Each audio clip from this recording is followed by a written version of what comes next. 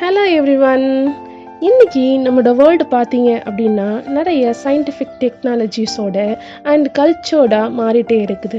இப்படி நம்மளோட வேர்ல்டு மாற மாற நம்மளுடைய உணவு பழக்க வழக்கங்களும் நம்மளோட அன்றாட நடைமுறைகளும் மாறிக்கிட்டே இருக்கிறது. இதனோட விளைவு என்ன அப்படின்னு சொல்லி பார்த்தீங்கன்னா, சின்ன பிள்ளைங்கள்லேருந்து பெரியவர்கள் வரைக்கும் அநேகர் பல பல வியாதிகள்னால பாதிக்கப்படுகிறாங்க. மரபி வியாதிகள்னு சொல்கிறாங்க, மாறப்பட்ட உணவு பழக்க வழக்கங்கள்னால ஏற்படுகிற வியாதிகள் அப்படின்னு சொல்லிட்டு பெயர் தெரியாத நிறைய நோய்கள்னால சின்னவங்கள்லேருந்து பெரியவர்கள் வரைக்கும் நிறைய பேர் பாதிக்கப்படுகிறாங்க. இன்னைக்கு உங்களை பார்த்து ஜீசஸ் சொல்கிறாங்க, நான் சகல நோய்களையும் உன்னை விட்டு விலக்குவேன் அப்படின்னு சொல்லிட்டு.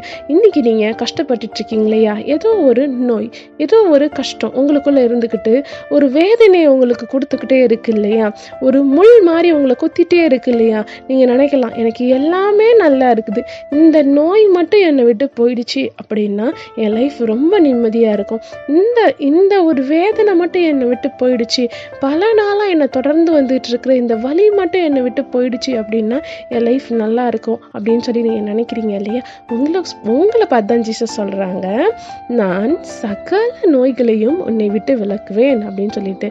ஆனா நீங்க என்ன பண்ணணும் அப்படின்னா, ஜீசஸ் கிட்ட போயிட்டு அவருடைய பாதத்தில் அமர்ந்து, ஜீசஸ் உங்களுடைய தழும்புகளால் என்னை சுகமாக்குங்க, நீங்கள் எனக்காக தானே அடிக்கப்பட்டீங்க, என்னுடைய நோய்கள் பாவங்கள் சாபங்கள் எல்லாத்துக்காகவும் தானே நீங்கள் அடிக்கப்பட்டீங்க, என்னோட நோய்களை எல்லாத்தையும் நீங்கள் சிலுவையில் சுமந்து தீர்த்திட்டீங்கல்ல, அப்புறம் எதுக்கு எனக்கு இந்த நோயை என்னை விட்டு நீங்கள் எடுத்து போடுங்க, உங்களுடைய ரத்தத்தினால என்னை கழுவுங்க அப்படின்னு சொல்லி நீங்கள் அவருடைய பாதத்தில் வேண்டி ஜெபிக்கும் பொழுது கண்டிப்பாக இந்த நோய்களை எல்லாம் உங்களை விட்டு நீக்கப்படுவார்.